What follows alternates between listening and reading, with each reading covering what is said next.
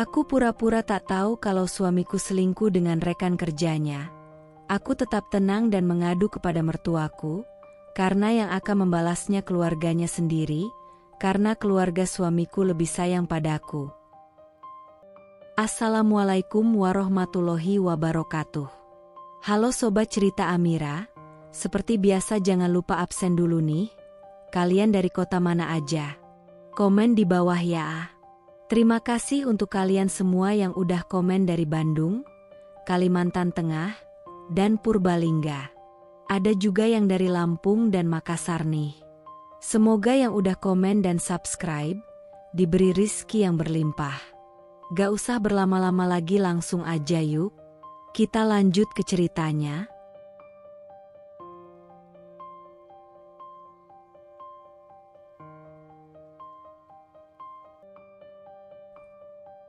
Sudah 5 tahun aku menjalani peran sebagai seorang istri. 5 tahun yang kupikir penuh cinta, tawa, dan kehangatan. Setiap sudut rumah ini menjadi saksi bisu bagaimana aku mencintai Raka dengan segenap hati, tanpa syarat. Aku selalu yakin, lelaki yang tidur di sampingku setiap malam itu adalah takdir yang dikirim Tuhan khusus untukku. Raka, suamiku, lelaki yang begitu menenangkan hanya dengan senyumnya. Aku masih ingat jelas, malam ulang tahun pernikahan kami yang kelima. Raka pulang membawa sekotak kecil velvet merah. Tangannya menggenggam bunga mawar putih, bunga kesukaanku. Di balik senyumnya yang teduh, ada sinar cinta yang selalu membuat hatiku bergetar. Selamat ulang tahun, sayang, katanya dengan suara berat tapi lembut, lalu mengecup keningku penuh kasih. Aku tersenyum, mataku berkaca-kaca. Kamu selalu ingat terima kasih, Mas. Kami makan malam di rumah malam itu. Aku menyiapkan hidangan favoritnya, sup buntut dan ayam bakar madu. Sederhana, tapi penuh cinta.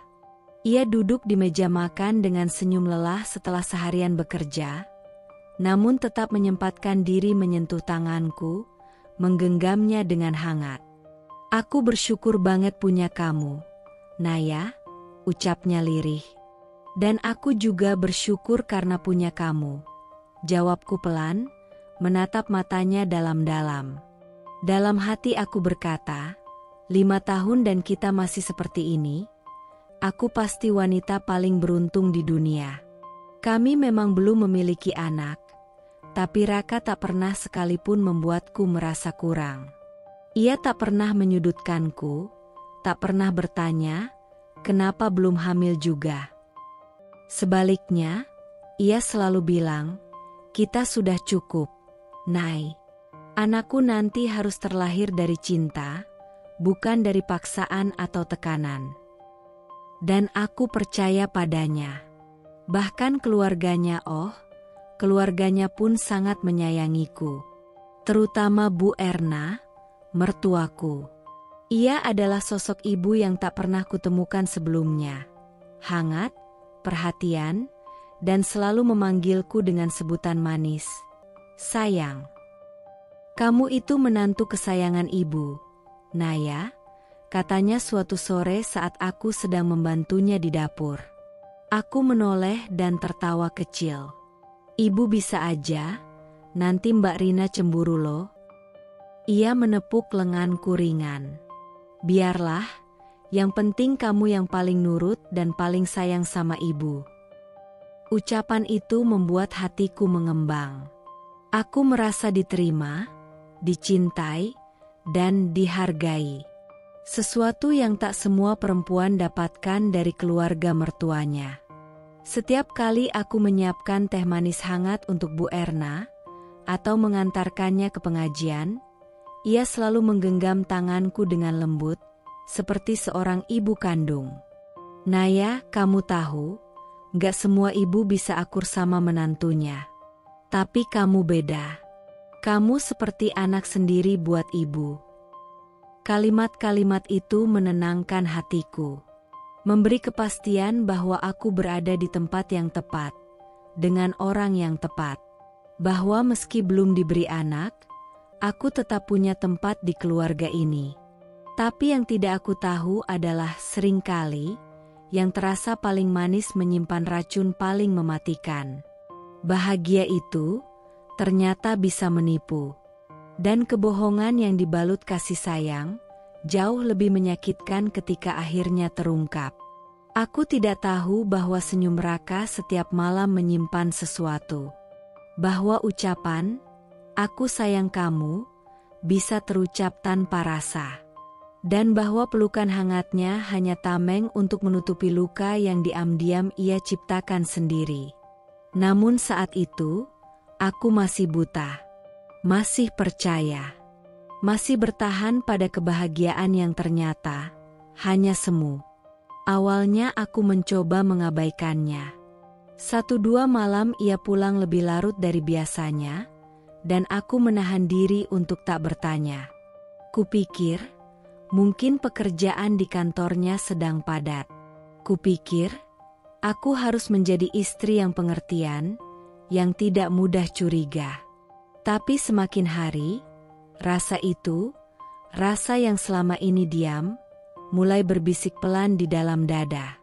Ada sesuatu yang berubah. Dulu, Raka selalu pulang tepat waktu. Bahkan sering lebih cepat hanya agar bisa makan malam bersamaku. Tapi sekarang, jam 8 malam lewat, rumah masih sunyi. Tak ada deru mobil di halaman. Tak ada suara kunci di pintu. Yang terdengar hanya detik-detik jam dinding dan denting sendok di gelas teh manis yang sudah lama dingin.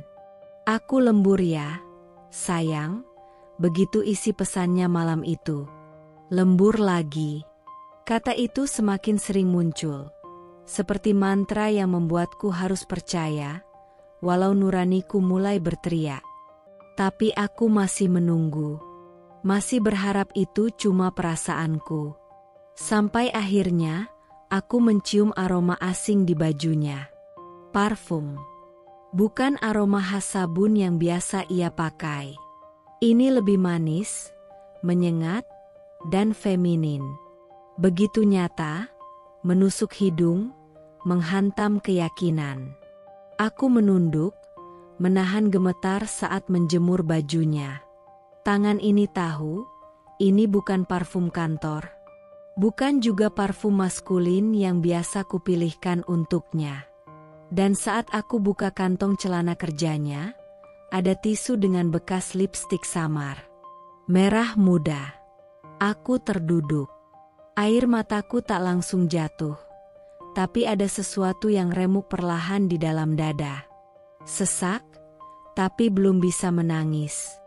Mungkin karena aku belum yakin, atau tidak mau yakin. Tapi malam itu, aku memberanikan diri bertanya. "Mas." Suaraku pelan, berusaha setenang mungkin. Ia baru saja menaruh ponselnya, lagi-lagi dalam posisi layar menghadap meja. Seolah tak ingin aku melihat apapun di sana. Jawabnya sambil membuka kancing kemejanya, seolah tak ada yang perlu dikhawatirkan. "Kok akhir-akhir ini sering pulang malam? Lembur terus? Kamu nggak capek?" Ia tertawa kecil. Tertawa, dengan nada enteng yang membuatku merasa seperti anak kecil yang bertanya hal konyol. "Jangan lebay, Naya. Namanya juga kerja. Lembur itu biasa." Aku terdiam. Bibirku gemetar, tapi tak bisa mengeluarkan kata.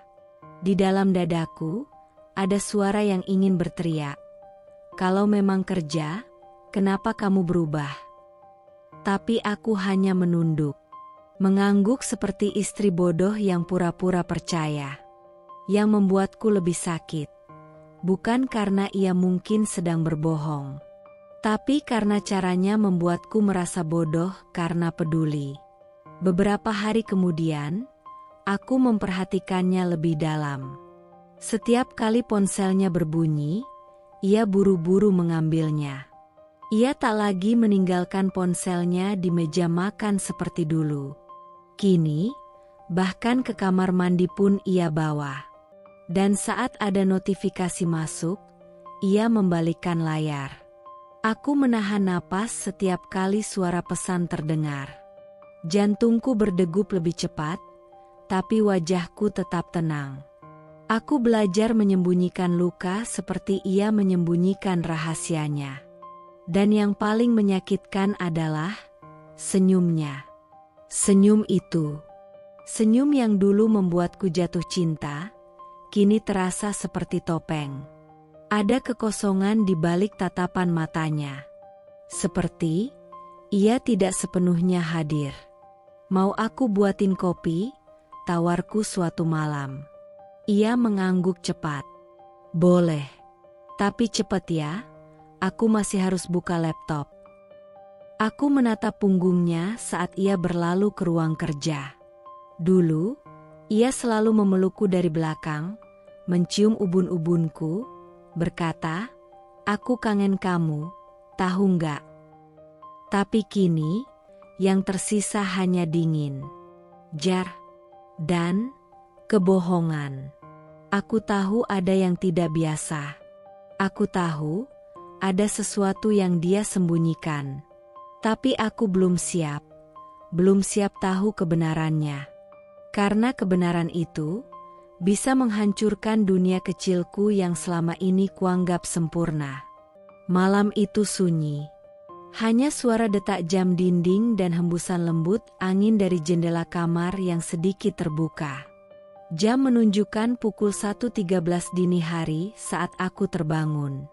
Bukan karena suara, bukan pula karena mimpi. Tapi seperti ada sesuatu yang mengetuk nurani, memaksaku membuka mata. Mataku beralih ke sisi ranjang. Raka tak di sampingku. Aku mengerutkan dahi, lalu menoleh ke arah ujung tempat tidur. Di sana dia duduk. Punggungnya bersandar pada kepala ranjang, tubuhnya diterangi cahaya ponsel yang tajam di tengah kegelapan. Tangannya sibuk mengetik, jemarinya lincah menari di layar, tapi yang paling membuat dadaku tercekat adalah wajahnya. Ia tersenyum. Senyum kecil yang tulus. Senyum yang sudah lama tak kulihat, apalagi untukku. Aku terdiam.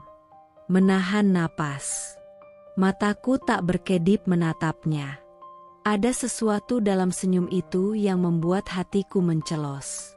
Ia tampak tidak sadar aku sudah bangun. Beberapa detik kemudian, ia mematikan layar ponselnya dan berdiri pelan. Ia berjalan ke kamar mandi tanpa suara, seperti pencuri yang tak ingin ketahuan. Dan saat itulah, aku melangkah. Aku ambil ponselnya. Tangan ini gemetar. Jantungku berdetak begitu keras, seperti hendak memecahkan dada. Aku tak pernah menyentuh ponselnya tanpa izin. Tapi malam itu, ada suara yang terlalu kuat dalam kepalaku. Lihatlah, Naya. Lihat dan buktikan kecurigaanmu. Dengan jemari yang dingin, aku buka layar. Notifikasi terakhir masih terbuka. Dan di sanalah pesan itu, "Jangan manja di kantor tadi, nanti Naya curiga. Tapi aku kangen kamu." Pengirim, Lina, rekan ke. Dadaku seperti ditusuk dari dalam. Dunia mendadak berhenti. Nafasku tertahan, lalu memburu cepat, seperti tengah tenggelam dan berusaha mencapai permukaan. Lina. Nama itu tidak asing. Ia pernah disebut Raka sekilas. Ada staf baru di bagian marketing. Namanya Lina, lumayan gesit, katanya beberapa waktu lalu dengan nada biasa saja. Tapi sekarang dari satu kalimat itu, aku tahu segalanya berubah. Jangan manja, nanti Naya curiga. Mereka tahu aku ada. Tapi mereka juga tahu caranya bersembunyi. Tapi aku kangen kamu. Kalimat itu seperti palu yang menghancurkan seluruh tembok kepercayaan yang kubangun selama 5 tahun. Kalimat itu bukan untukku, bukan lagi untukku. Tanganku masih memegang ponsel saat Raka keluar dari kamar mandi. Ia terkejut melihatku terjaga, berdiri di depan tempat tidur dengan mata basah dan tangan gemetar. Nay? Kamu kenapa? Suaranya pelan, seperti takut menghadapi kenyataan yang mungkin sudah terbaca. Aku menoleh pelan, menatap matanya dalam-dalam. Lalu tanpa kata, aku mengangkat ponsel itu, menunjukkannya padanya. Layar masih menyala. Pesan itu masih terbuka. Bukti itu tak bisa lagi ia sembunyikan. Ia diam, terpaku, seperti patung yang kehilangan naskah. Mataku berkaca, bibirku gemetar. Tapi aku tetap bertanya, meski suara ini hampir tak keluar. Ini apa, Mas? Suara itu lirih, pecah. Seperti suara anak kecil yang baru tahu ayahnya bohong. Raka menarik napas dalam-dalam, lalu mengalihkan pandangan. Ia tak langsung menjawab, tak juga menyangkal. Dan justru dari diamnya itulah, aku tahu, semua dugaanku benar. Tangisku pecah. Aku jatuh terduduk di atas kasur, memeluk lutut, berusaha menahan air mata yang akhirnya tumpah juga. Aku gak minta banyak, Mas. Cuma jujur, cuma setia, cuma cinta seperti dulu. Kenapa? Kenapa kamu tega? Raka berjalan pelan ke arahku, tapi aku menepis tangannya saat ia mencoba menyentuhku. Jangan sentuh aku. Aku jijik. Wajahnya terkejut, tapi aku tak peduli lagi. Karena malam itu adalah malam di mana hatiku benar-benar patah untuk pertama kalinya. Malam itu, aku tidak hanya kehilangan suami yang kupercaya. Aku kehilangan dunia yang selama ini kubela. Walau ternyata, itu semua hanya ilusi belaka. Malam itu aku tidak tidur lagi. Bukan karena tak bisa, tapi karena tidak mau. Karena begitu aku memejamkan mata, yang muncul hanyalah wajah Raka. Senyumnya yang dulu begitu aku rindukan, kini terasa menjijikkan. Beracun. Tapi aku tidak berteriak, tidak melempar barang, tidak juga memaki atau menamparnya seperti yang mungkin dilakukan wanita lain dalam kisah yang sama. Aku hanya menangis, dalam diam. Kupeluk tubuhku sendiri di atas kasur yang tiba-tiba terasa asing. Tempat tidur yang dulu jadi saksi pelukan hangat, tawa, dan bisik-bisik manja, kini menjadi medan perang batin. Sepi, dingin, dan mengerikan. Tangisku pelan. Hanya sesekali isak kecil yang terlepas saat aku tak lagi kuat menahannya. Aku menggigit bibirku agar tak terdengar. Aku tak mau Raka mendengar. Aku tak mau dia tahu betapa dalamnya luka ini. Aku tak mau dia merasa menang. Karena aku tahu, diamku adalah bentuk perangku. Sambil memeluk lutut, aku berbisik pada diriku sendiri, suara lirih yang bahkan nyaris tak terdengar. Sabar, Naya, sabar. Jangan hancur sekarang. Jangan jatuh sekarang. Air mata menetes pelan, satu persatu. Tapi tidak ada jeritan, tidak ada amarah. Yang ada hanya kehancuran yang rapih. Luka yang tak berdarah, tapi terasa sampai ke tulang. Raka tidur di sofa malam itu. Ia tahu tak ada ruang lagi di sisiku. Tapi anehnya, aku masih mendengar napasnya di ruang sebelah. Masih terasa kehadirannya, dan itu lebih menyakitkan daripada jika ia benar-benar pergi. Aku kangen kamu. Kalimat itu terngiang terus di kepalaku. Tapi bukan ditujukan padaku. Ia mengatakannya pada orang lain. Dan itulah kalimat paling kejam yang pernah kudengar. Aku tidak tidur, tapi aku menyiapkan diriku. Pagi harinya, aku bangun lebih dulu. Seperti biasa, aku ke dapur. Membuat kopi. Tapi kali ini tidak dengan senyum. Tidak dengan cinta. Raka masuk ke dapur dengan wajah penuh ragu. Ia menatapku, berharap aku bicara. Tapi aku hanya diam. Menatap kopinya tanpa berkata apa-apa. Pagi, Nay, katanya pelan, seperti berjalan di atas pecahan kaca. Aku hanya mengangguk kecil. Tanpa senyum. Tanpa sapaan balik. Karena aku tahu, pembalasan terbaik bukan dengan teriakan. Bukan dengan air mata yang dipamerkan. Tapi dari luka yang disembunyikan, dari kekuatan yang tetap berdiri meski hati sedang runtuh. Karena aku tahu, kejatuhan mereka akan datang. Pelan, pasti, dan akan lebih menyakitkan dari apa yang mereka perbuat. Aku akan diam. Tapi aku melihat. Aku akan sabar. Tapi aku mengingat. Karena aku bukan wanita lemah. Aku hanya wanita yang sedang menunggu. Menunggu waktuku.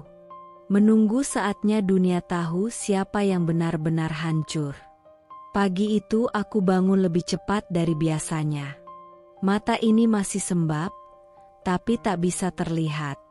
Luka di hati ini masih basah, tapi harus tersembunyi. Karena hari ini, aku memilih untuk bermain. Aku memutuskan memakai topengku. Topeng seorang istri yang tidak tahu apa-apa. Topeng wanita yang tetap setia, tetap ramah, tetap tersenyum, meski jiwanya sudah nyaris mati. Kupakai apron dapur, memasak dengan gerakan tenang. Telur orak-arik, roti panggang, dan kopi kesukaannya. Semua tampak seperti pagi yang biasa. Seolah malam tadi bukan badai. Seolah hatiku tak hancur berkeping-keping hanya beberapa jam yang lalu. Aku dengar langkah kakinya turun dari tangga. Detaknya pelan, ragu. Ia tahu aku tahu. Tapi ia juga tahu, aku belum bicara. Dan disinilah kekuatanku bermain. Saat ia masuk ke dapur, aku membalikkan badan dan tersenyum. Senyumku manis, sempurna, hampir menyakitkan. Selamat pagi, sayang. Aku melangkah mendekatinya, mencium pipinya lembut. Ciuman yang biasa kulakukan setiap pagi.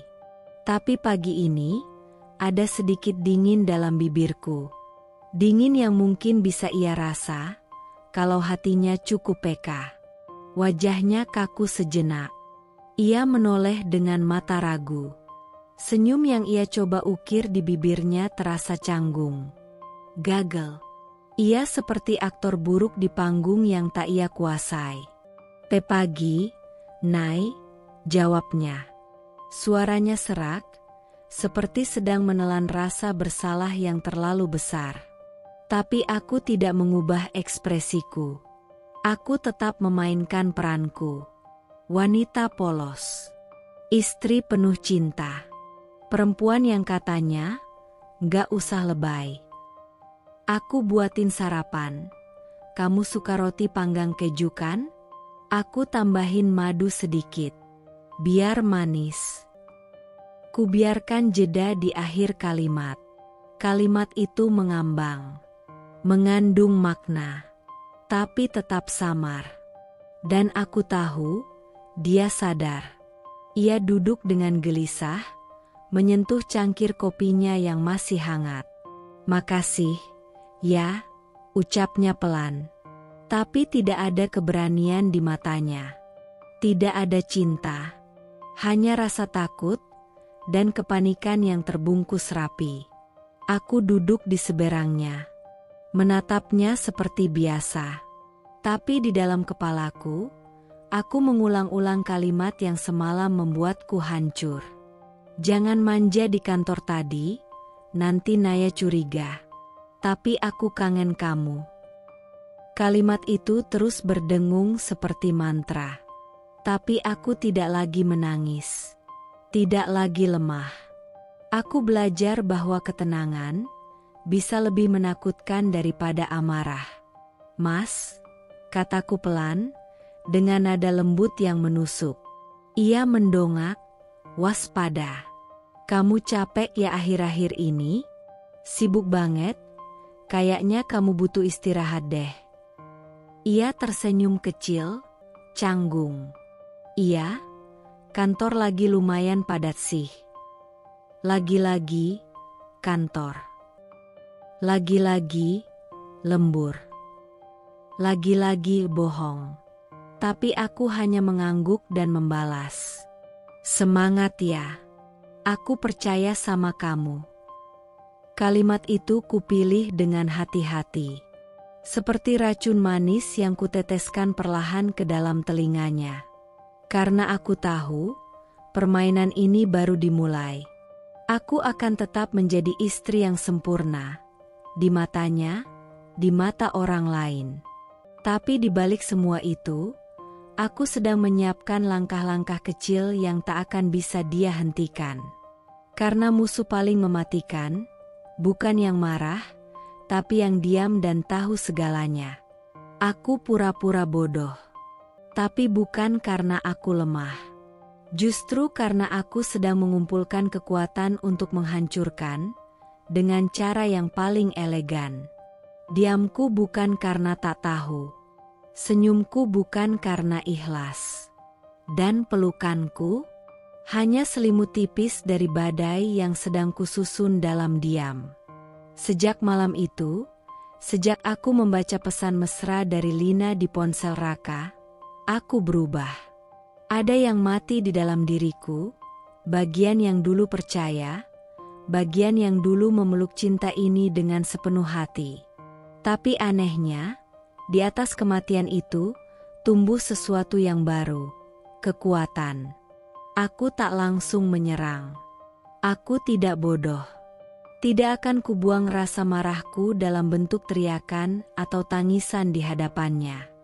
Tidak akan kubiarkan air mata menjadi bahan kasihan. Tidak, tidak lagi. Aku akan bermain. Diam-diam. Tapi pasti. Aku mulai mencatat setiap hal kecil. Pola pulangnya yang berubah. Waktu-waktu dia tiba-tiba keluar ruangan saat telepon berdering. Bahkan aroma tubuhnya yang kini sering berganti parfum. Padahal dulu ia selalu pakai yang sama, aroma kayu manis lembut yang dulu aku suka cium di lehernya. Kini, bau manis yang mencolok, tajam, seperti upaya murahan menyembunyikan sesuatu. Lembur, Nay. Kerjaan numpuk banget. Itu alasan yang sering ia lontarkan. Dan aku hanya akan tersenyum, mengangguk, lalu berkata, hati-hati ya, jangan lupa makan. Dengan suara paling manis, paling tulus yang pernah aku palsukan. Malam hari, setelah dia tertidur, aku membuka laptopku. Aku buat folder khusus, kusimpan di drive tersembunyi. Isinya, screenshot pesan-pesan, foto-foto aktivitas mencurigakan, dan catatan kecil yang kutulis setiap hari. Senin, pulang jam 00.15. Katanya, rapat dadakan. Rabu, nama Lina muncul di notifikasi WA. Sekilas terhapus. Kamis, ada bekas lipstik samar di kerah kemejanya. Warna nude pink. Bukan punyaku. Aku butuh lebih. Bukti yang tak bisa dibantah. Dan aku tahu siapa yang bisa bantu aku. Rio. Rio adalah teman lamaku. Sahabat sejak SMA. Ia kerja sebagai satpam di gedung perkantoran tempat Raka dan Lina bekerja. Sore itu, aku menghubunginya lewat chat. Naya, yo, kita bisa ketemu sebentar? Aku butuh bantuanmu. Tak lama kemudian, kami bertemu di parkiran minimarket yang cukup sepi. Sore mulai turun, angin dingin mengusik helai rambutku yang kubiarkan tergerai. Saat aku melangkah ke arahnya, Rio menatapku lekat-lekat. Matanya menyipit, seolah bisa membaca isi hatiku bahkan sebelum aku berkata apa-apa. Lo kenapa, Nay? Tanyanya pelan.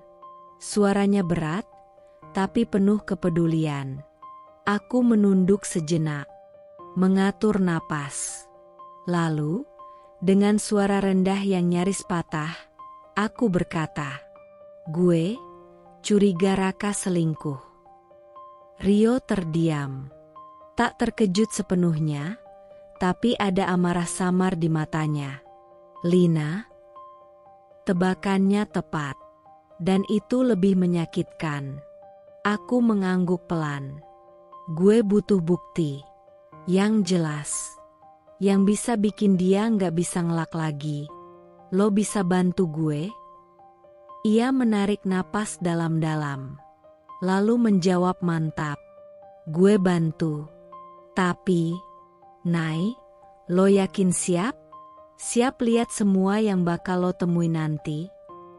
Aku menatapnya, mata kami terkunci. Gue nggak siap. Tapi lebih nggak siap lagi kalau terus dibohongin. Hari-hari berikutnya, aku menjalani dua peran. Di pagi hari, aku istri seperti biasa. Menyambut Raka dengan senyum, menyiapkan pakaiannya, bahkan mencium keningnya sebelum ia berangkat kerja. Semangat kerja ya, Mas. Tanganku melambai seperti tak terjadi apa-apa. Tapi begitu pintu rumah tertutup, aku berubah jadi bayangan. Mengawasi dari jauh. Merekam setiap gerak-geriknya lewat mata orang lain. Rio mulai kirimkan foto-foto. Raka berdiri di lobi, terlalu dekat dengan Lina. Tangan mereka tak bersentuhan, tapi jaraknya terlalu intim untuk sekadar rekan kerja. Foto mereka duduk berdua di kafe bawah gedung. Tertawa, bahu menyentuh. Wajah Lina menatap Raka seperti aku tak pernah ada. Lalu foto dari kejauhan, Lina menyenderkan kepala di bahu Raka. Sejenak, tapi cukup.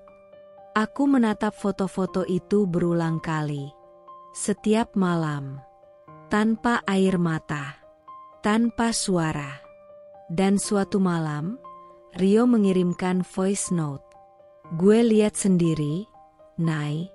Mereka pegangan tangan di mobil. Di basement. Lo, yakin gak mau ngadepin langsung? Aku tak langsung jawab. Tapi malam itu, sambil duduk di kursi dekat jendela, aku berkata lirih ke diriku sendiri. Belum saatnya. Tapi waktunya akan datang. Karena aku tahu, permainan ini belum selesai. Dan kali ini, aku yang akan memegang semua kartu. Jika perang adalah tentang kekuatan, maka strategi adalah senjata terkuatku. Dan sekarang, aku mulai melangkah ke wilayah baru. Hati seorang ibu. Bukan untuk memanipulasi, tapi untuk memberitahu dunia bahwa aku masih di sini. Aku masih berjuang dengan caraku. Sudah hampir seminggu, aku mulai lebih sering mengunjungi Bu Erna.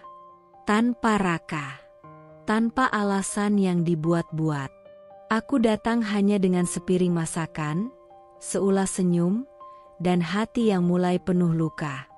Pagi itu, aku datang membawa semur jengkol kesukaannya. Assalamualaikum, Bu. Pintu dibuka dengan cepat. Wajah Bu Erna yang mulai menua menyambutku dengan senyum hangat. Naya, Kamu ngapain pagi-pagi kesini?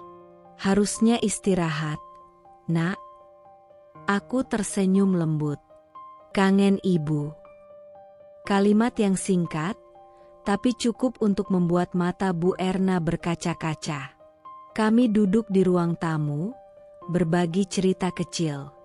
Aku membantunya merapikan bunga-bunga di teras, mencuci piring, bahkan mengepang rambutnya sambil ia duduk bersandar.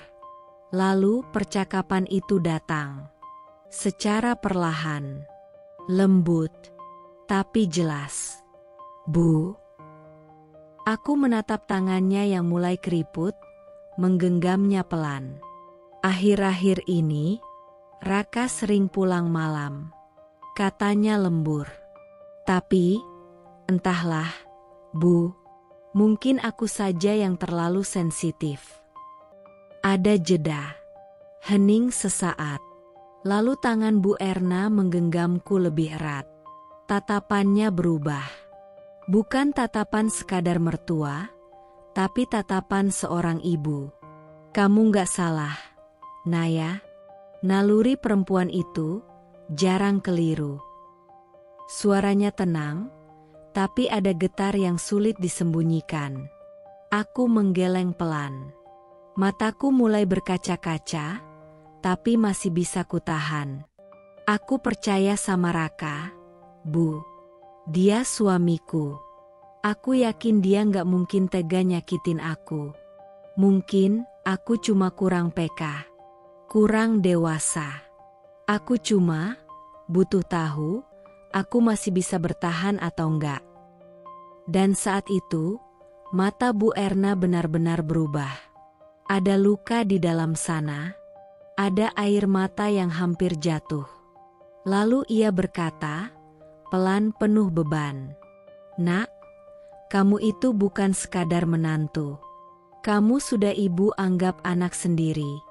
Dari awal kamu masuk rumah ini, kamu selalu sabar, selalu sayang sama keluarga ini. Ia menggenggam tanganku lebih kuat, dan untuk pertama kalinya, nada suaranya berubah jadi tegas. Kalau memang ada yang disembunyikan Raka, biar ibu yang selesaikan. Kamu cukup jaga hatimu, jangan sampai hancur hanya karena orang lain terlalu egois untuk jujur. Hatiku luruh. Tangis yang kutahan akhirnya jatuh juga. Tapi bukan tangis karena hancur, ini tangis karena tahu aku tidak sendirian. Ada seseorang, satu orang saja, yang masih memihakku, tanpa syarat. Aku memeluk Bu Erna erat-erat. Ia membelai rambutku, seperti seorang ibu menenangkan anaknya yang patah hati. Sabar ya, Nak. Ibu tahu kamu kuat. Tapi kamu gak harus kuat sendirian. Dan saat pelukan itu berlangsung, dalam hatiku aku berbisik. Terima kasih, Bu, karena cinta yang aku bangun mungkin akan runtuh. Tapi rasa sayang dari seorang ibu masih bisa jadi alas untuk berdiri kembali. Dan malam itu, aku pulang ke rumah dengan napas baru. Langit masih sama, bintang-bintang tetap sunyi. Tapi kali ini, aku merasa lebih siap. Karena aku tahu, benteng Raka akan segera runtuh. Bukan karena amarahku, tapi karena orang-orang yang selama ini ia pikir akan membelanya, perlahan mulai tahu siapa yang ia hancurkan. Aku tidak akan berteriak. Aku tidak akan menampar Lina, atau melempar ponsel Raka ke dinding. Aku hanya akan diam. Karena diam itu mematikan. Dan saat mereka merasa aman, saat mereka berpikir aku tak tahu apa-apa, itulah saat mulut mereka akan membuka rahasia, tanpa sadar. Aku mulai menyingkir perlahan. Tak lagi tanya Raka soal pulangnya yang makin malam. Tak lagi menatapnya penuh harap. Aku beri ia ruang. Bebas. Longgar. Seolah-olah aku sudah pasrah. Dan Raka? Dia mulai lengah. Ia mulai meninggalkan ponsel di meja. Tidak selalu dibalik. Bahkan beberapa kali, ia tidur tanpa mengunci layarnya. Aku tetap tak menyentuhnya. Biarkan dia berpikir aku sudah kembali jadi Naya yang dulu. Polos, penurut, dan percaya.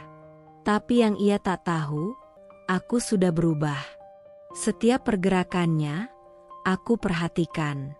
Setiap kata yang ia ucapkan, aku catat dalam pikiranku.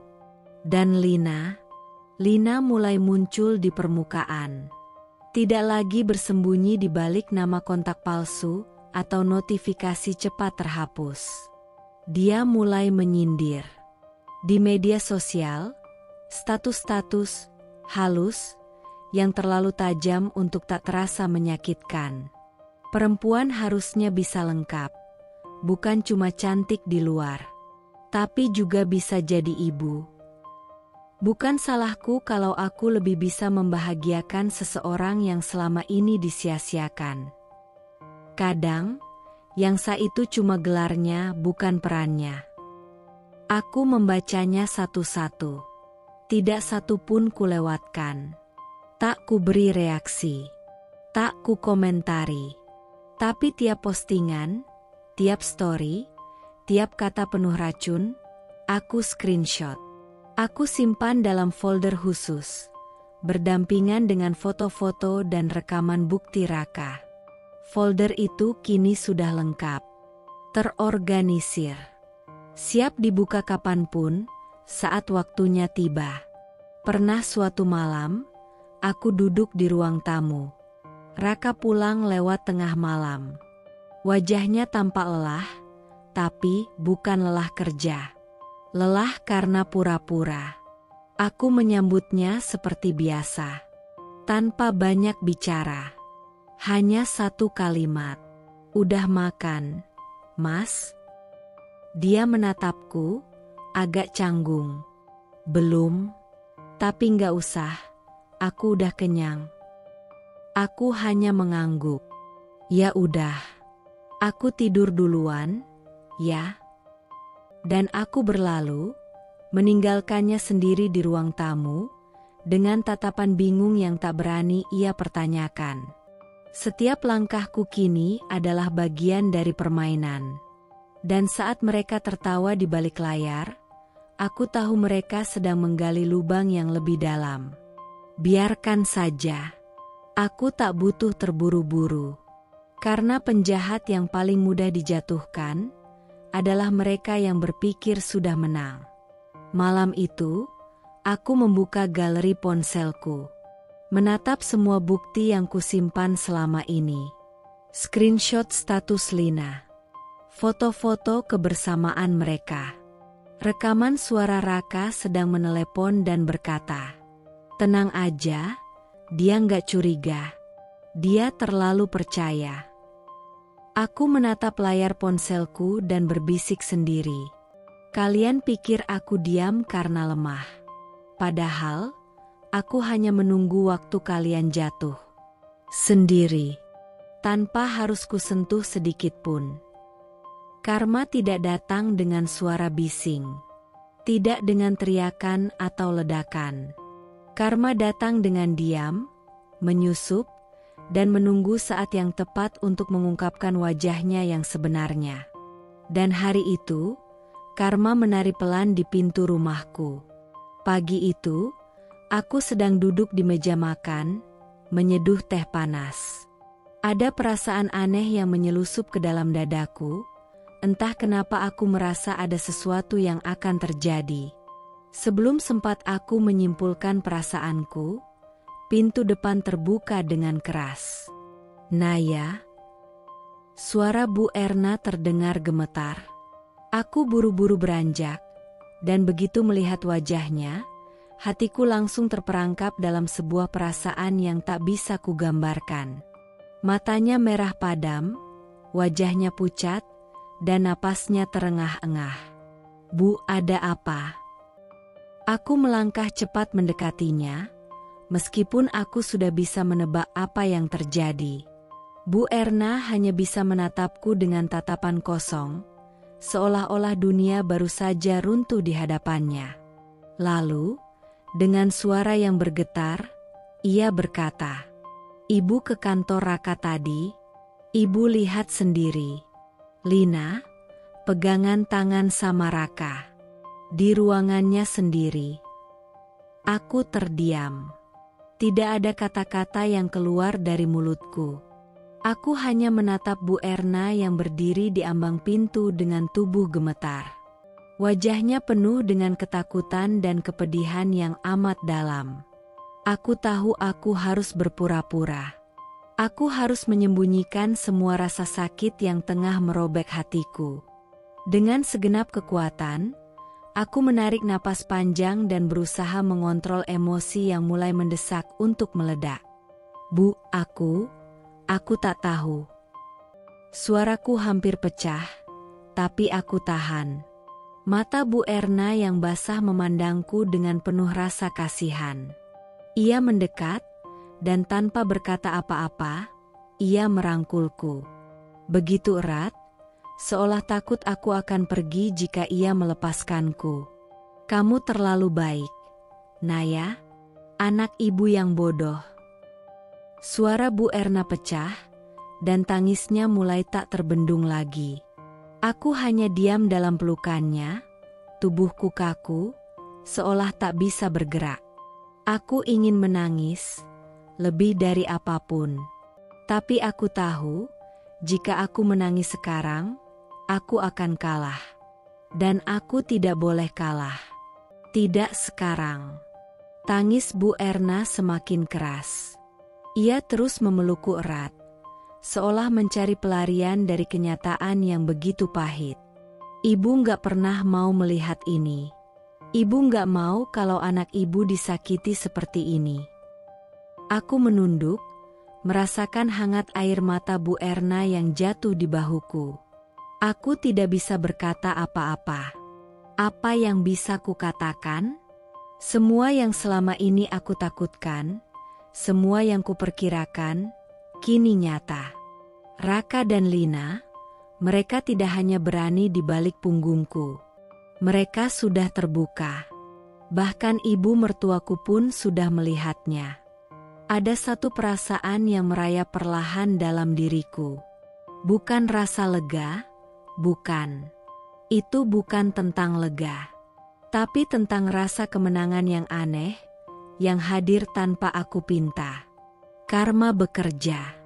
Dan itu baru saja dimulai. Setelah beberapa menit berlalu, Bu Erna perlahan melepas pelukannya. Wajahnya yang basah karena air mata, tatapannya kosong.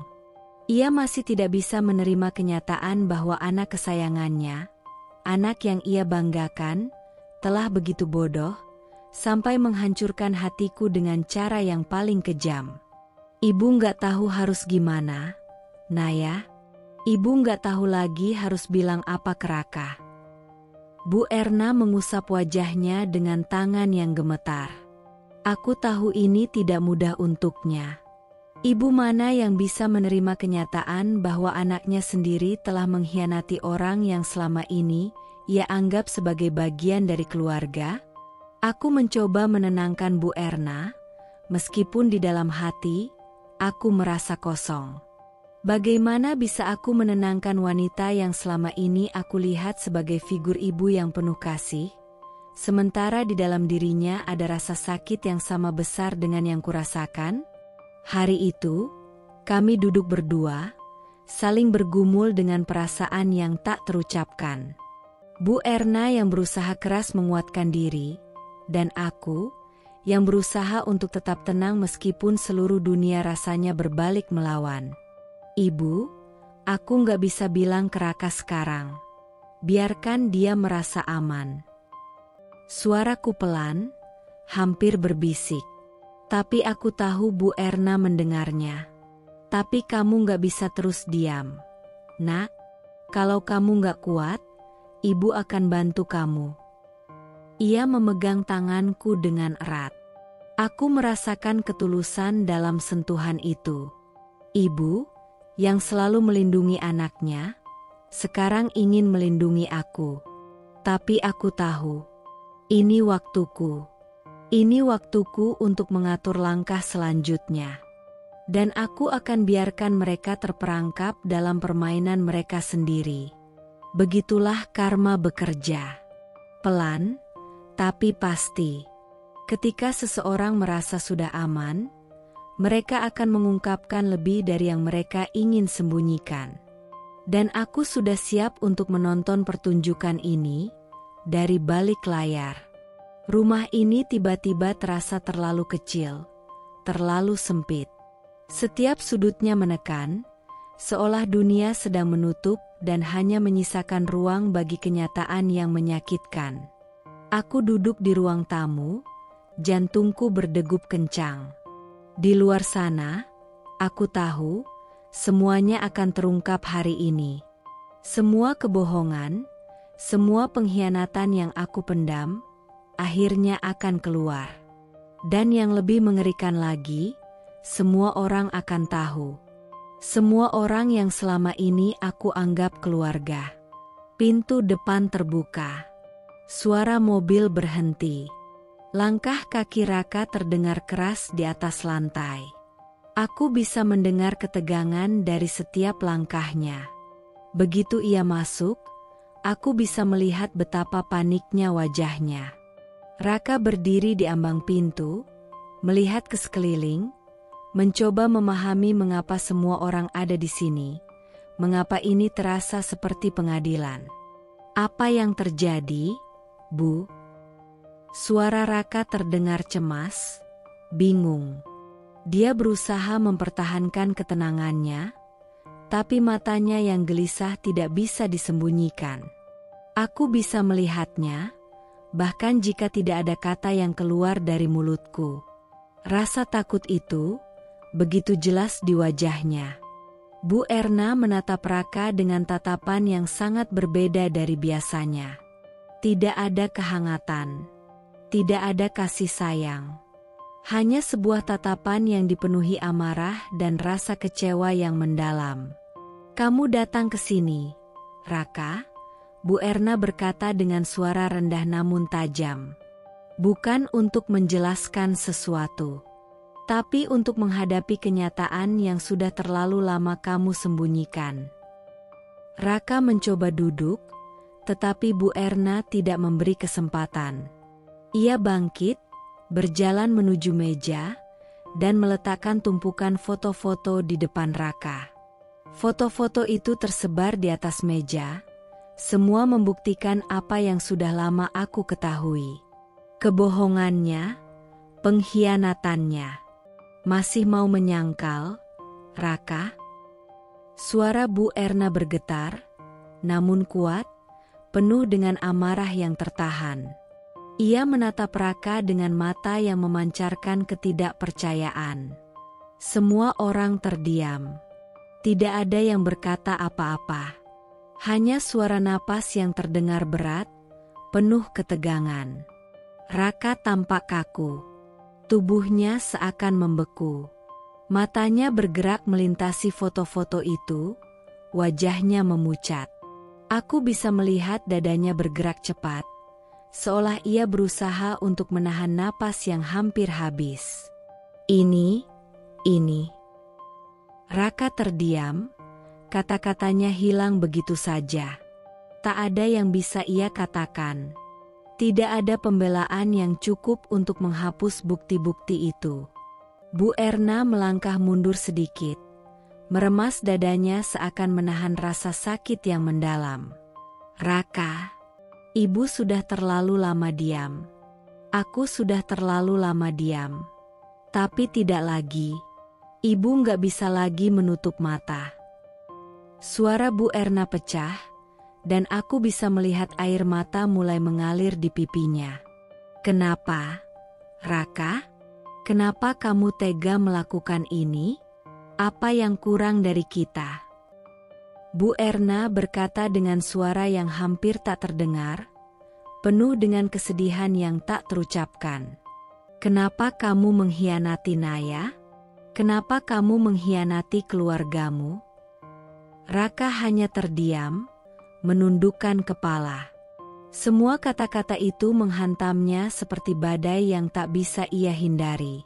Tidak ada alasan yang cukup baik untuk menjawab semuanya. Tidak ada kata-kata yang bisa memperbaiki segalanya. Aku menatapnya, menahan semua amarah yang ingin keluar. Dan meskipun hatiku hancur, aku mencoba untuk tetap tenang. Aku sudah tahu semuanya, Raka, kataku perlahan, suaraku penuh penekanan. Aku tahu sejak pertama kali kamu mulai berbohong padaku. Aku tahu. Suasana semakin mencekam. Semua orang di ruangan itu diam, seolah tidak percaya dengan apa yang sedang terjadi. Aku bisa merasakan jantungku yang berdegup kencang. Bukankah ini yang selalu aku takutkan? Bahwa semua orang akan tahu? Bahwa semua rahasia akan terbuka di depan mereka? Kamu pikir aku tidak akan tahu? Aku melanjutkan, suaraku semakin tegas, penuh dengan kepahitan. Kamu pikir aku akan terus bertahan dalam kebohongan ini? Kamu begitu yakin bahwa aku akan selalu menjadi istri yang buta? Aku menatapnya, menahan amarah yang ada di dalam diriku. Kamu pikir aku tidak tahu tentang Lina? Tentang apa yang kalian lakukan di belakangku?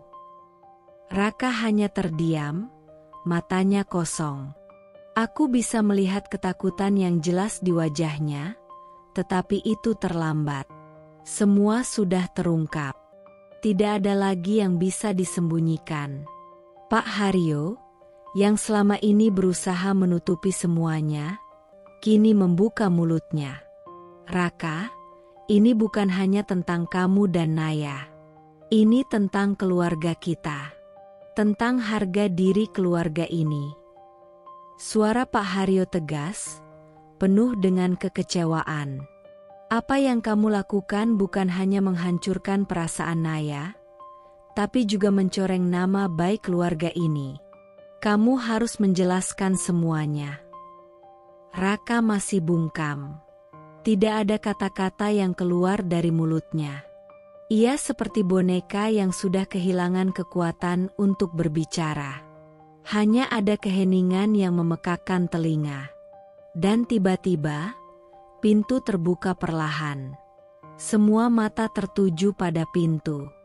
Seharusnya Lina yang datang, mungkin untuk berdiri di sisi Raka, membela segala kebohongannya. Tapi tidak ada Lina di sana. Tidak ada yang datang. Lina, yang selama ini begitu berani bersembunyi di balik bayang-bayang, tidak muncul. Pengecut. Aku berbisik, meskipun itu lebih terdengar seperti makian. Dia bahkan tak punya keberanian untuk menghadapi kenyataan ini. Raka menatapku, matanya penuh dengan rasa bersalah. Tapi itu tidak cukup. Kamu sudah terlalu jauh, Raka. Tidak ada jalan kembali, kataku dengan nada yang tegas, seolah aku sudah mencapai batas kesabaranku. Waktu terasa melambat. Semua mata tertuju pada Raka yang semakin terpuruk. Bu Erna menangis tanpa suara, dan aku merasa hatiku juga ikut hancur. Tapi aku tahu, ini bukan saatnya untuk menunjukkan kelemahan. Ibu tidak bisa memaafkan kamu, Raka, kata Bu Erna dengan suara yang pecah. Ibu tidak bisa lagi berdiri di sampingmu setelah semua ini. Rasa sakit yang dalam memenuhi suaranya. Kamu telah menghancurkan semuanya. Dan yang paling sakit, kamu menghancurkan Naya. Aku bisa merasakan luka di hatiku semakin dalam, tapi aku tahu, ini adalah saat untuk berjuang. Tidak ada yang bisa memperbaiki ini, Raka, dan aku tidak ingin memperbaikinya lagi. Dan saat itu, aku merasakan ada sesuatu yang berubah dalam diriku. Ini bukan tentang memaafkan lagi. Ini bukan tentang mencoba untuk memperbaiki yang sudah hancur. Ini adalah tentang kebebasan. Kebebasan dari segala kebohongan yang pernah aku terima. Keputusan itu datang begitu cepat, begitu mendalam. Di depan semua orang, di hadapan keluargaku, Raka menyaksikan segala yang pernah dia anggap miliknya hilang perlahan. Tak ada lagi senyum yang biasa menghiasi wajahnya, tak ada lagi rasa bangga yang selama ini dia bangun di tengah keluarga ini. Kini, semua itu berubah menjadi kehancuran yang tak terelakkan. Setiap detik setelah pertemuan keluarga itu, seperti sebuah sabetan pedang yang menghancurkan semua yang telah ia bangun. Kehidupan Raka mulai runtuh. Keluarga besar yang dulu memujanya kini menjauhinya. Semua yang dulu dia anggap sebagai hak, kini berubah menjadi bayangan yang semakin menghilang. Pak Haryo duduk di kursinya dengan tenang, matanya tak pernah lepas dari wajah Raka. Di sekeliling kami, suasana begitu tegang, seperti mereka yang sedang menonton sebuah tragedi yang tak bisa dihindari. Tapi dalam diamnya, aku tahu, Pak Haryo sangat kecewa. Kecewa lebih dari apapun. Rasa kecewa yang tidak bisa disembunyikan. Itu adalah pukulan yang jauh lebih keras dari semua kata-kata yang bisa dia ucapkan. Raka, suara Pak Haryo terdengar begitu berat, begitu dingin, seakan ada beban yang luar biasa. Kami sudah memberimu segalanya. Kami percayakan masa depan perusahaan ini padamu. Tapi kau memilih jalan yang salah. Pak Haryo berhenti sejenak, menatap Raka dengan tatapan yang penuh kekecewaan. Usaha ini untuk orang yang bisa menjaga kehormatan keluarga, bukan untuk orang yang merusaknya. Suara Pak Haryo pecah, namun kata-katanya tetap tegas dan jelas. Setiap kata itu seperti petir yang membelah kesunyian. Raka hanya bisa menundukkan kepalanya. Tidak ada pembelaan. Tidak ada kata-kata yang keluar dari mulutnya. Hanya rasa malu yang semakin menggunung. Semua harapan yang pernah dia gantungkan pada keluarga ini, pada perusahaan ini, kini sirna begitu saja. Kami akan mencabut semua aset yang pernah kami berikan padamu. Raka, lanjut Pak Haryo, suaranya semakin rendah. Kamu tidak layak memegangnya lagi. Setiap kata yang keluar dari mulut Pak Haryo, seperti silet yang mengiris hati Raka. Aku bisa melihatnya, mata Raka mulai memerah. Namun, rasa itu bukan lagi untuk mengalirkan air mata penyesalan. Tidak ada lagi kesempatan untuk menebus kesalahannya. Semua sudah terlambat. Aku melihat Bu Erna di sampingku, wajahnya penuh dengan kesedihan yang mendalam. Anak ibu, kenapa kamu harus mengorbankan semuanya? Raka, kenapa kamu begitu buta? Bu Erna berkata dengan suara yang hampir tak terdengar, tetapi rasanya setiap kata itu mengguncang jiwa kami. Suasana menjadi semakin tegang. Semua anggota keluarga besar hadir, diam, menyaksikan kehancuran ini tanpa bisa berbuat apa-apa. Beberapa wajah menunjukkan kekecewaan yang tak terucapkan. Mereka yang dulu menghormati Raka sebagai calon penerus, kini melihatnya sebagai seorang pria yang telah kehilangan segalanya. Aku merasa sesuatu yang aneh bergulir dalam diriku, sebuah perasaan yang campur aduk antara rasa kasihan dan rasa lega. Kasihan karena aku tahu, Raka tidak akan pernah bisa kembali ke titik yang sama lagi. Tidak akan ada lagi yang bisa memperbaiki apa yang telah dia rusak. Namun, di sisi lain, lega karena aku tahu keputusan ini adalah pembalasan yang pantas. Raka. Suara Pak Haryo kembali menggetarkan. Keluarga ini telah memberikanmu segalanya. Tapi kamu memilih untuk merusaknya. Pak Haryo berhenti, menatap Raka dengan tatapan yang mengandung segala rasa sakit dan kemarahan yang tak terungkapkan. Ini bukan hanya tentang perusahaan. Ini tentang kehormatan.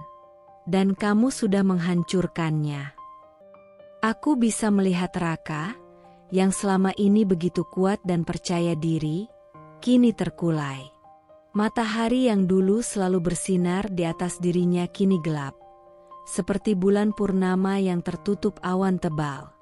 Semuanya terasa sepi, begitu sunyi, seperti semua kehidupan yang pernah dia bangun kini runtuh begitu saja. Lalu, aku mendengar suara yang aku kenal, suara yang selama ini mengiringi setiap langkah kami, suara Lina. Lina yang selama ini berada di balik bayangan, akhirnya muncul, berdiri di ambang pintu, dengan wajah yang tampak cemas, namun tetap penuh dengan keberanian yang aneh. Dia mencoba menatapku, tetapi aku tahu, dia tahu, semuanya sudah terungkap. Tidak ada yang bisa ia lakukan sekarang. Lina, ini bukan tentang kamu, kata Pak Haryo dengan suara yang kaku, menyadari kehadiran Lina di sana. Ini tentang keputusan Raka. Keputusan yang menghancurkan segalanya. Lina terlihat gelisah, namun tidak mengucapkan sepatah kata pun. Aku bisa merasakan ketegangan yang sangat dalam. Tidak ada pembelaan yang bisa ia berikan. Tak ada jalan keluar lagi. Dan di saat itu, sebuah keputusan yang tak terhindarkan datang. Semua aset yang selama ini dianggap milik Raka, perusahaan, tanah, rumah, dan segala yang dia anggap sebagai haknya, semuanya mulai dicabut. Perlahan, satu persatu, Raka menyaksikan bagaimana segala sesuatu yang ia pegang selama ini menghilang di hadapannya. Semuanya hancur. Usaha yang dulu akan dialihkan kepadanya kini harus diserahkan kepada orang lain yang lebih layak, lebih jujur. Tidak ada lagi yang bisa ia lakukan untuk mengubah takdir ini. Semua sudah terlambat. Aku menatap Raka, merasa tidak ada lagi yang tersisa. Tidak ada kata-kata. Tidak ada lagi kebahagiaan yang bisa ditemukan. Hanya kehancuran yang tertinggal. Raka, yang pernah kuanggap sebagai pria yang akan menemaniku selamanya, kini hanya menjadi bayangan dari orang yang telah aku kenal. Tapi aku tahu, kehidupan harus terus berjalan. Dan aku siap untuk melangkah maju, meninggalkan semuanya di belakang, tanpa menoleh lagi. Sore itu langit mendung, seolah ikut merasakan getir yang menyesakkan dada kami semua. Angin menerpa jendela kaca dengan pelan, membuat suara gemerisik daun menjadi latar yang menyayat. Aku duduk di ruang tengah rumah keluarga Raka, tepat di sisi Bu Erna. Tanganku dingin. Bukan karena cuaca, tapi karena firasat bahwa badai besar benar-benar akan datang dan menghancurkan semuanya. Suasana rumah tak lagi hangat seperti biasanya. Tak ada aroma teh melati buatan Bu Erna, tak ada tawa Pak Haryo yang biasanya menyambut siapapun dengan ramah. Yang ada hanyalah diam, dingin, dan dentuman jantung yang makin tak beraturan. Pintu terbuka perlahan. Raka muncul di ambang pintu dengan langkah berat. Dia membawa tas kecil, entah karena tahu atau karena diberitahu. Wajahnya pucat. Dia tak menatap siapapun. Hanya berdiri, seperti anak kecil yang akan dihukum karena kesalahan fatal. Bu Erna bangkit dari duduknya. Air matanya telah mengering. Yang tersisa di matanya hanya gurat kecewa dan luka yang terlalu dalam untuk bisa diobati oleh waktu. Dengan suara bergetar, ia membuka percakapan. "Raka," katanya pelan, namun tajam. "Ibu sudah cukup menahan semua ini. Cukup menyimpan malu, cukup menyimpan hancurnya hati karena ulahmu." Raka tertunduk. Tangannya mengepal. Tapi dia tetap diam. Pak Haryo, yang sejak tadi duduk dengan mata tajam menatap anak lelakinya itu, akhirnya bersuara. Suaranya serak, berat, penuh tekanan. Kami mengasuhmu bukan untuk jadi seperti ini, Raka. Kami membesarkanmu dengan nilai, dengan harga diri, dengan tanggung jawab. Tapi apa yang kau beri sebagai balasan? Raka mencoba berbicara. Ayah, aku tahu aku salah. Tapi, tidak ada tapi. Bentakan Pak Haryo memecah ruangan. Aku terlonjak. Raka pun tampak kaget. Kami memberimu kesempatan berkali-kali, tapi kau terus memilih menyakiti orang yang mencintaimu, istrimu, keluargamu, nama baik kita. Bu Erna menangis, tapi air matanya tak lagi selembut dulu. Tangisnya kini keras, putus asa, seperti seorang ibu yang telah kehilangan anaknya. Bukan karena kematian, tapi karena pilihan anak itu sendiri. Kami tidak bisa terus menutup mata, Raka. Bu Erna menatap Raka dengan tatapan penuh luka. Mulai hari ini, kamu bukan lagi bagian dari rumah ini. Sampai kamu bisa berubah.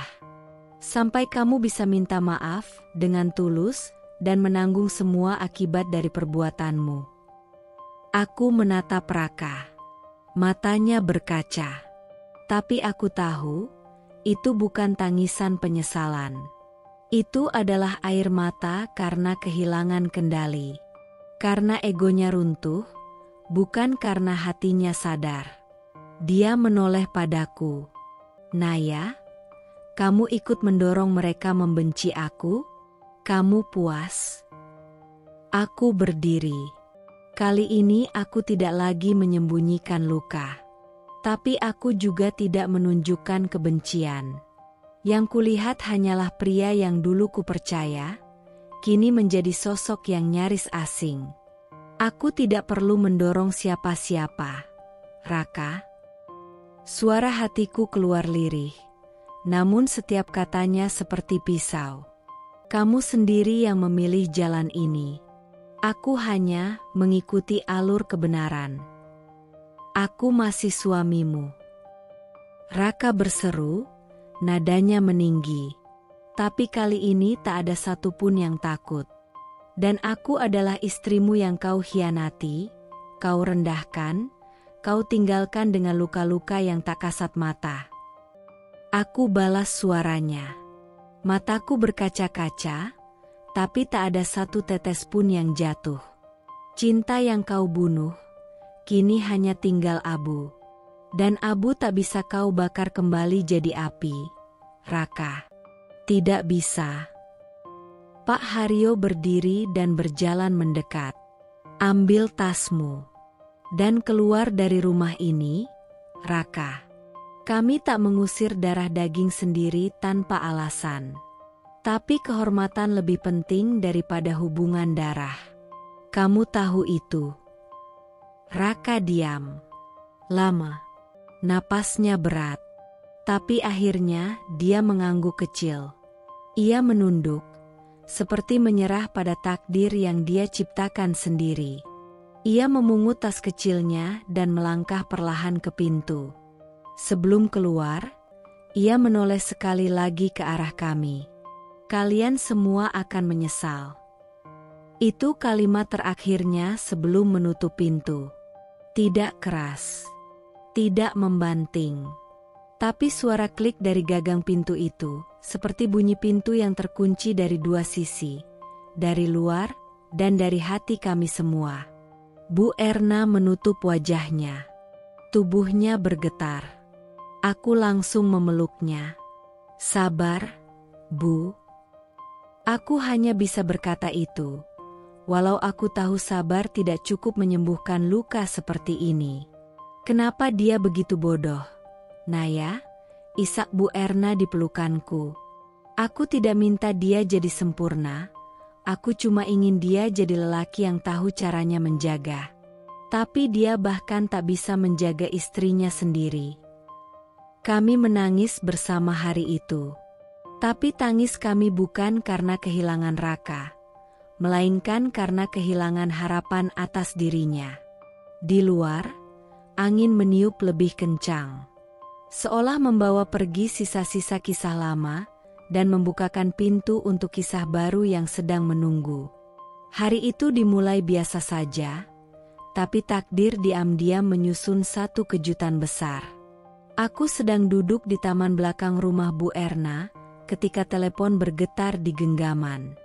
Sebuah pesan dari Dita, teman lamaku yang kebetulan bekerja di perusahaan yang sama dengan Raka dan Lina. "Nay, kamu duduk dulu. Kamu harus tahu apa yang terjadi di kantor hari ini."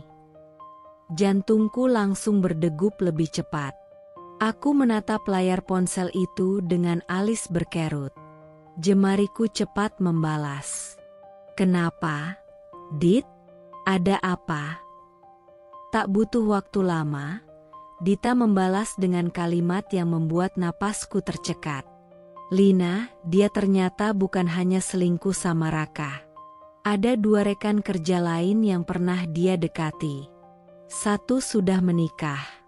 Satunya hampir hancur rumah tangganya. Dan hari ini, semuanya terbongkar di depan manajemen." Aku menutup mulutku. Mataku membesar. Dunia seolah membeku beberapa detik. Lina, gadis yang dulu dengan santainya menyindirku di media sosial, yang merebut suamiku, yang menari-nari di atas rasa sakitku sekarang, akhirnya jatuh tersungkur oleh skenario Tuhan yang luar biasa halus. Dita kembali mengirim pesan, kali ini dengan lebih panjang. Ada rapat mendadak. Salah satu korban, Mas Rangga, memberanikan diri buka suara setelah tahu Lina juga dekat sama Raka. Ternyata Lina suka mainkan banyak laki-laki di kantor. Bahkan ada yang sempat hampir bunuh diri karena malu. Gila, Nay, semua manajer dikumpulkan. Bukti-bukti dikasih ke HRD. Lina diskors. Dan kabarnya besok dia akan dipecat. Raka? Dia diam. Mal. Banyak yang memandang dia jijik. Reputasinya habis. Gak kuat, dia pamit keluar dari rapat. Dan barusan, aku dengar dia kirim surat pengunduran diri. Aku tertegun. Lama. Udara sore yang tadi hangat, kini berubah dingin seperti menyusup sampai ke tulang. Akhirnya, kebenaran itu muncul juga. Tidak lewat teriakan. Tidak lewat drama yang kutimbulkan. Tapi lewat kenyataan yang tak bisa lagi ditutupi. Beberapa hari kemudian, kabar itu resmi menyebar. Lina resmi dipecat. Kantor bungkam soal alasan, tapi rumor beredar seperti ombak liar. Semua orang tahu. Bahkan aku pun menerima tangkapan layar dari berbagai status sosial media. Para karyawan saling menyindir, membagikan pesan samar, tapi cukup jelas. Apa yang kamu tanam, itu yang kamu tuai. Jangan terlalu merasa aman ketika sedang berdiri di atas luka orang lain. Bermain api itu menyenangkan, sampai kamu benar-benar terbakar. Salah satu rekan Raka bahkan mengirimiku pesan pribadi. "Mbak Naya, saya tahu ini gak bisa menyembuhkan luka Mbak. Tapi semoga tahu bahwa sekarang, semua orang tahu siapa yang sebenarnya bersalah. Mbak tidak sendirian." Aku tak membalas. Aku hanya menatap layar, menutup mata, dan menarik napas panjang. Ada perasaan lega, tapi juga getir. Ini bukan kemenangan. Ini adalah keadilan yang muncul setelah keheningan panjang. Setelah malam-malam penuh air mata yang kutelan diam-diam. Setelah semua sandiwara yang kuceritakan dengan senyum palsu. Raka, kini berjalan tanpa nama baik. Tanpa karir. tanpa kepercayaan dari siapapun. Dan Lina, gadis yang dulu merasa menang, kini tak bisa lagi sembunyi di balik wajah cantik dan kata-kata manis. Topengnya telah terlepas, dan tak ada satupun yang ingin membelanya. Malam itu, aku menatap cermin. Untuk pertama kalinya setelah sekian lama, aku berkata pada diriku sendiri, "Kau selamat, Naya. Bukan karena kau membalas, tapi karena kau bertahan." Hujan turun deras malam itu, seperti ikut meratapi sisa-sisa cerita yang pernah kusebut rumah. Petir menyambar dari kejauhan, menorehkan kilat cahaya yang sesekali menampakkan bayangan pohon-pohon tua di halaman belakang. Langit gelap, seolah ikut menunduk bersama hati yang pernah retak. Aku duduk di ruang tamu rumah Bu Erna, masih mengenakan sweater lusuh pemberian almarhum ayahku. Aroma kayu manis dari teh hangat menyebar pelan, menenangkan hingga suara ketukan pintu memecah semuanya. Toh, toh, toh, 3 kali. Pelan, tapi cukup tegas. Aku dan Bu Erna saling berpandangan. Ada hening beberapa detik. Jantungku berdegup cepat. Entah kenapa, aku tahu siapa yang berdiri di balik pintu itu. Bu Erna berdiri lebih dulu, langkahnya pelan tapi tegas. Dan saat pintu terbuka, Raka. Dia berdiri di sana, basah kuyup. Rambutnya menempel di dahinya. Matanya merah. Wajahnya kuyu dan tampak lebih tua dari terakhir kali kulihat. Nafasnya berat, seperti membawa beban bertonton di dadanya. Aku berdiri. Tidak karena ingin menyambut, tapi karena tubuhku menolak untuk duduk diam di hadapannya. Ada badai yang kembali bangkit di dadaku. "Bu, Naya," suaranya parau. Aku datang bukan untuk menyakiti lagi. Aku datang untuk..." Tiba-tiba, dia berlutut.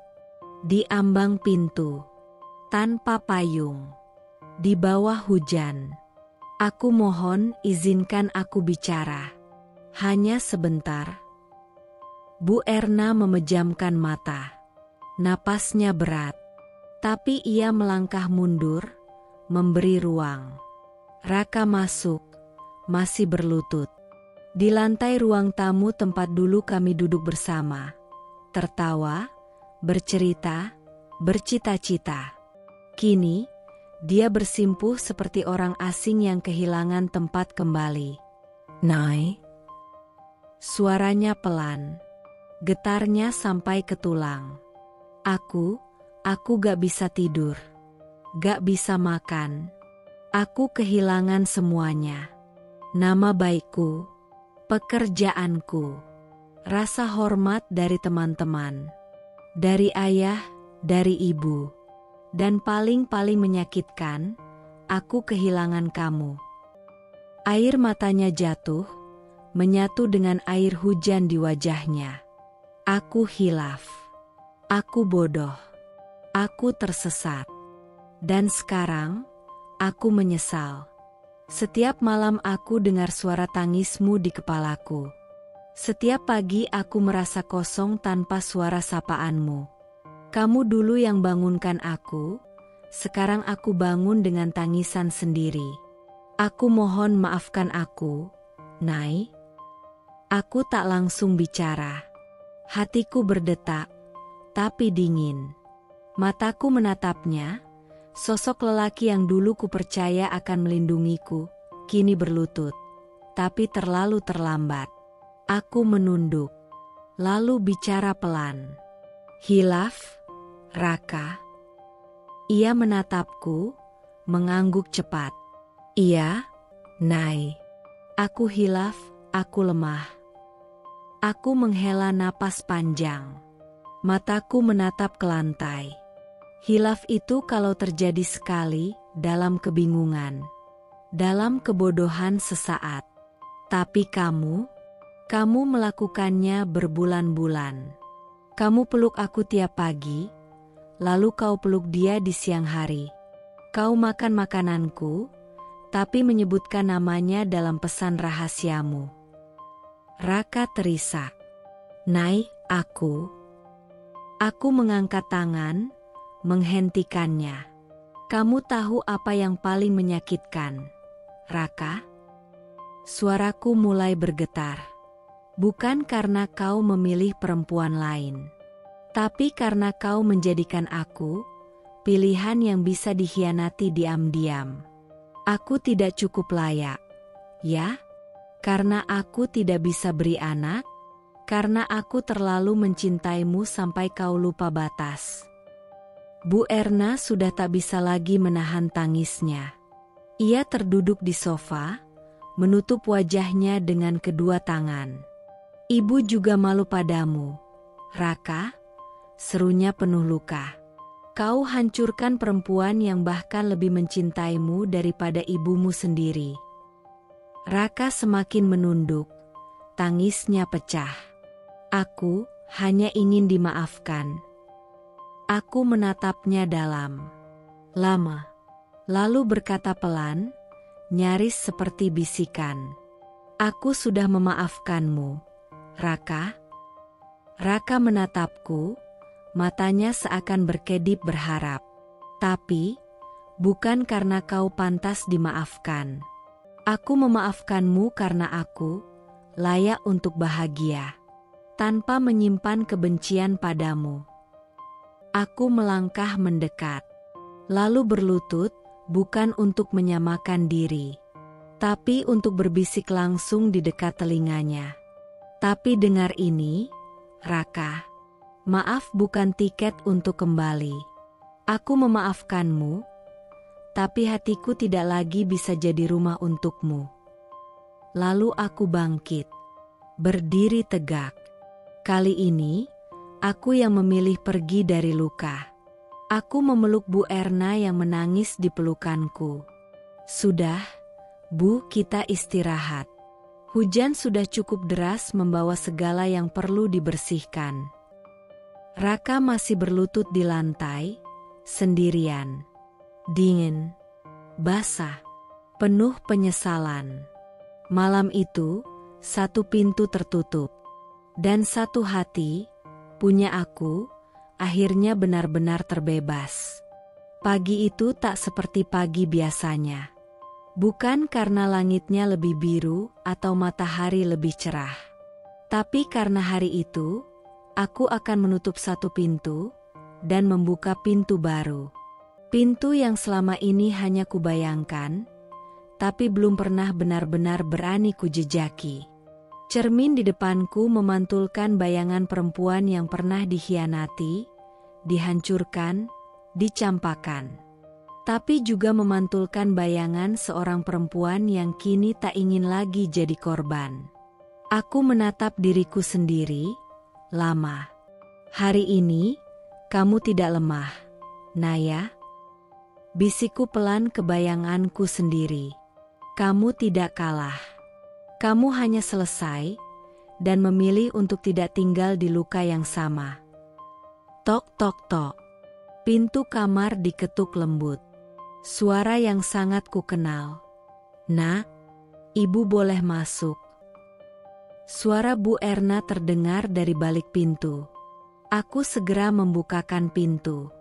Di hadapanku, wanita yang sejak dulu kupanggil, Ibu, itu berdiri sambil memegang tas tanganku. Hari ini, kamu akan menjalani satu proses yang berat. Tapi ibu tahu kamu bisa. Aku hanya mengangguk. Tak sanggup berkata-kata. Air mata nyaris tumpah. Tapi kutahan. Hari ini bukan tentang air mata.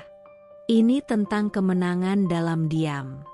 Di dalam mobil menuju pengadilan, tak ada banyak kata.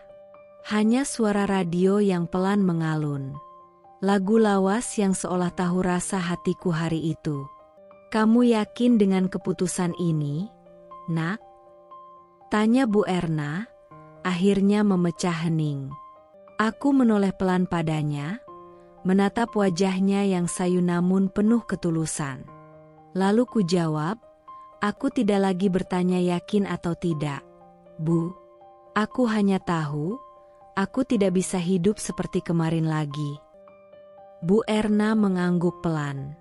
Matanya mulai berkaca-kaca. Kamu terlalu baik untuk hidup dalam ketidakpastian. Anak ibu tidak seharusnya terus menunggu seseorang yang tidak pernah sungguh-sungguh tinggal. Ruang sidang. Langkahku memasuki ruang sidang terasa seperti 1000 langkah. Tapi aku berjalan tegas. Tak ada yang gemetar. Di hadapanku, Raka duduk. Wajahnya pucat. Bajunya rapi, tapi tidak menyembunyikan wajah kelelahan dan penyesalan yang membayang di matanya. Dia menatapku, penuh harap, mungkin berharap keajaiban. Tapi tidak ada keajaiban bagi orang yang memilih menghancurkan cinta. Hakim menatap kami berdua, suaranya mengisi ruang. Saudari Anindya Ratih, apakah Anda tetap pada keputusan untuk mengakhiri rumah tangga ini secara sah? Hening. Semua mata menatapku. Jantungku berdetak cepat. Lalu dengan suara yang tegas, aku menjawab, "Ya, Yang Mulia." Dengan kesadaran penuh dan tanpa paksaan dari siapapun. Di sampingku, Bu Erna menggenggam tanganku. Erat, hangat, tapi juga gemetar. "Kamu wanita yang kuat, Nak. Kamu sudah cukup terluka. Sekarang waktunya sembuh." Bisiknya lirih. Raka menunduk. Rahangnya mengeras. Tapi ia tak bisa berkata apa-apa. Karena ia tahu, luka yang ia torehkan terlalu dalam untuk disembuhkan oleh kata, "maaf." Sidang selesai.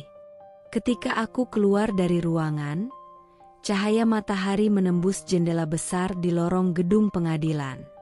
Terang, menyilaukan, tapi juga menenangkan.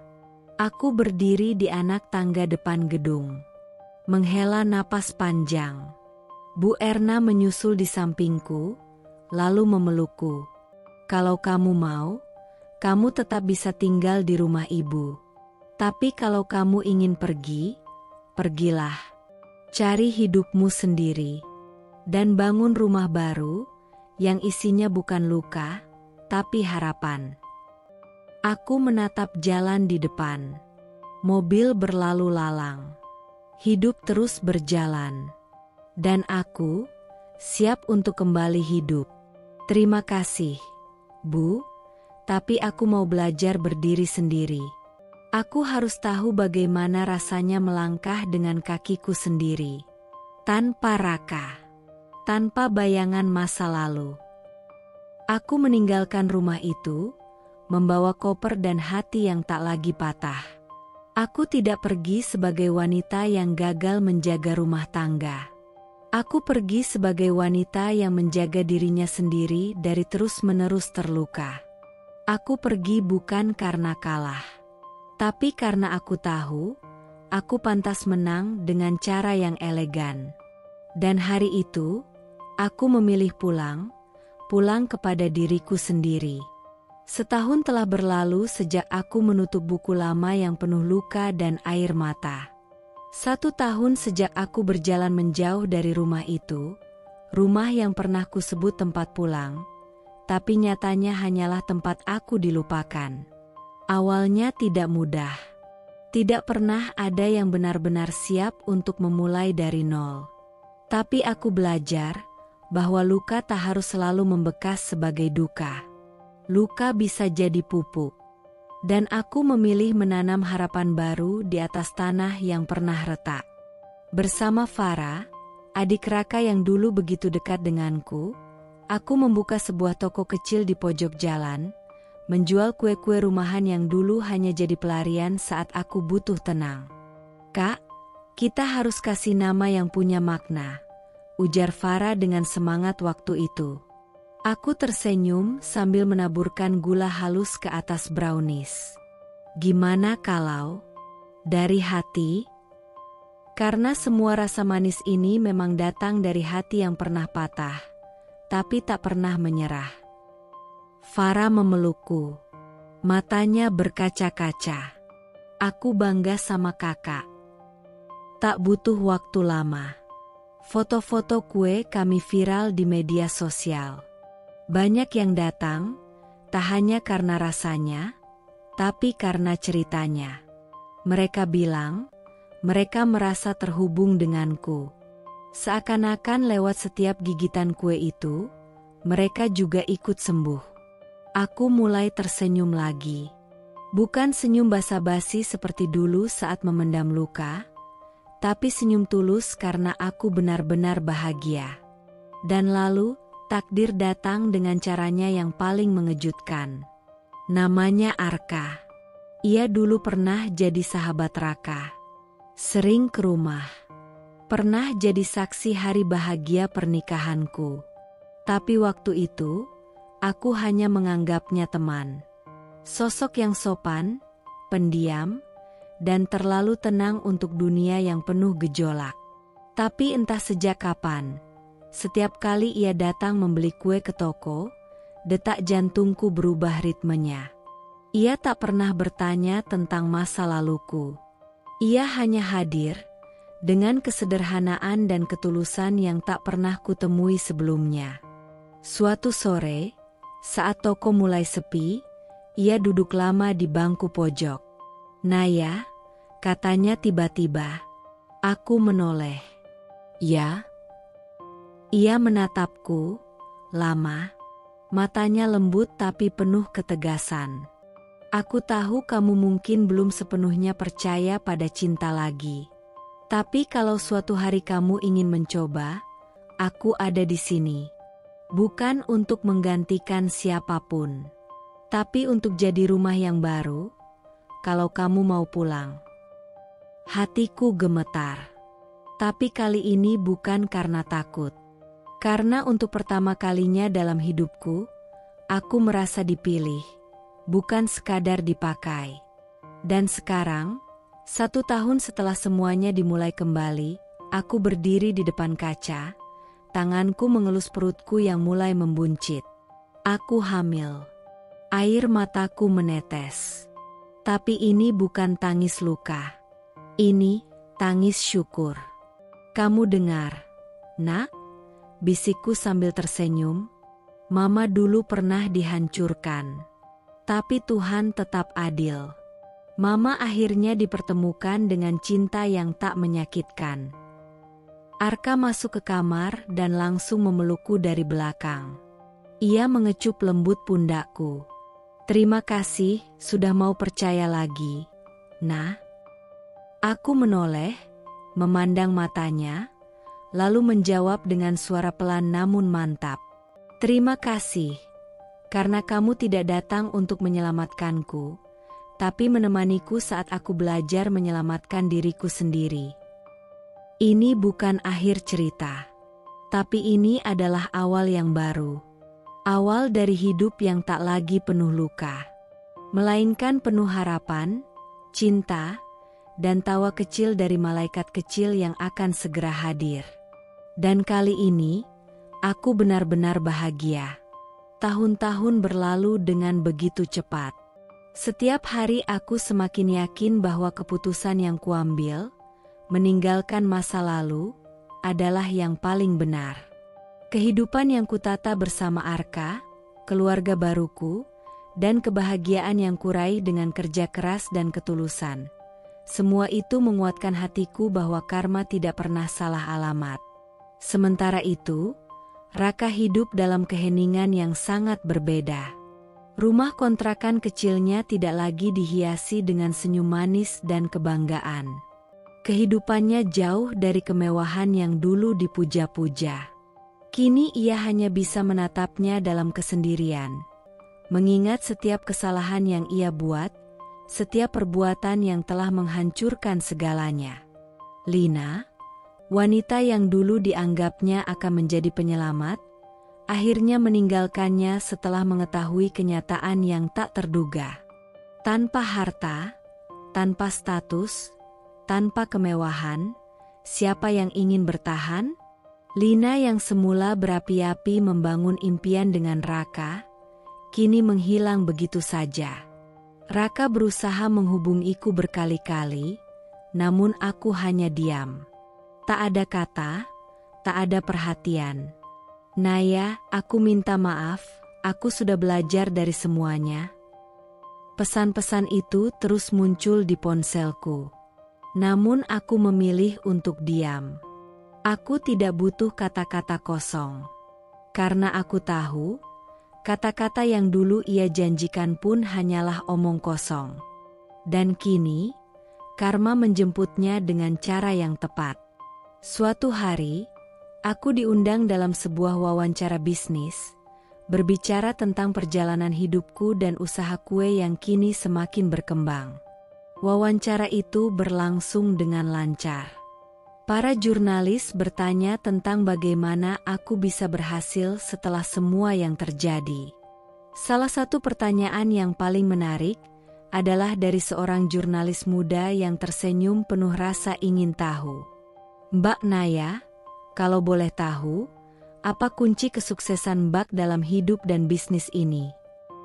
Aku menatapnya dengan senyuman yang penuh makna. Semua yang kuterima, semua yang telah kulalui, terasa lebih nyata, lebih berarti. Aku mengambil napas panjang, lalu menjawab dengan percaya diri. Kunci kesuksesan saya? Sabar, diam, dan biarkan semesta menyeimbangkan semuanya. Semua yang terjadi pada Raka adalah buah dari tindakannya sendiri. Ia kini berjalan tanpa tujuan, di antara tumpukan kesalahan dan penyesalan yang ia simpan sendiri. Lina meninggalkannya, tidak ada lagi yang tersisa, hanya sepi. Tak ada harta, tak ada cinta, dan tak ada lagi tempat untuk kembali. Aku tahu, karma adalah bentuk keseimbangan alam. Raka telah mengambil, mencuri, dan menghancurkan begitu banyak hal. Kini, semuanya kembali pada dirinya, tanpa ampun. Aku melangkah keluar dari gedung wawancara itu, melintasi jalan yang penuh orang-orang yang sibuk. Tak ada lagi rasa sakit yang menggerogoti hatiku. Aku bebas. Kehidupan baru ini, dengan semua yang kubangun dan semua yang kuraih, adalah hakku. Terima kasih, Tuhan, karena telah memberi kekuatan untuk memilih jalan ini. Dan di akhir langkahku, ada senyum kecil di bibirku. Karena aku tahu, akhirnya semua sudah tepat di tempatnya. Kehidupan terus berjalan. Raka dengan segala penyesalannya. Lina yang kini pergi mencari harta yang lebih. Dan aku, Naya, yang telah bangkit dari segala kehancuran dan kini meraih kebahagiaan yang sejati. Bukan karena dari luar, tapi dari dalam hatiku yang telah sembuh. Aku berjalan, tanpa menoleh ke belakang. Karma sudah bekerja dengan caranya. Dan kini, aku hidup dengan kepala tegak. Pelajaran yang kita dapat dari cerita ini yaitu, cerita ini menggambarkan kekuatan seorang istri yang meski dikhianati, memilih jalan tenang dan elegan dalam menghadapi pengkhianatan suami dan selingkuhannya. Naya tidak membalas dengan emosi, melainkan dengan kesabaran, bukti, dan kepercayaan pada orang-orang yang benar-benar menyayanginya, terutama keluarga mertuanya. Pengkhianatan yang disimpan rapat akhirnya terbongkar dengan sendirinya, dan karma bekerja pelan tapi pasti. Raka kehilangan segalanya, pekerjaan, kehormatan, keluarga, dan harga diri. Sementara Naya, meski awalnya terluka, bangkit menjadi wanita yang lebih kuat, dihormati, dicintai, dan akhirnya mendapatkan kebahagiaan yang sejati bersama orang yang benar-benar menghargainya. Cerita ini menyampaikan pesan bahwa balasan terbaik bukan datang dari amarah, tetapi dari kejatuhan mereka sendiri dan kemenangan kita dalam bentuk yang paling indah, kebahagiaan setelah luka.